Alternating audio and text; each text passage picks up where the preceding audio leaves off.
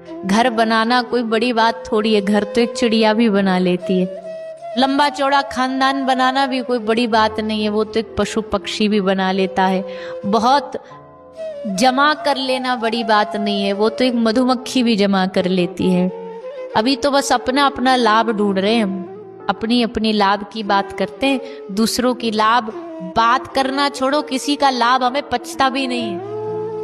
वो ज्यादा लाभ में प्रॉफिट में चल रहा हो ना तो सारी दुनिया लग जाती है उसको गिराने में कि अब देखो कैसे करे, पचता नहीं।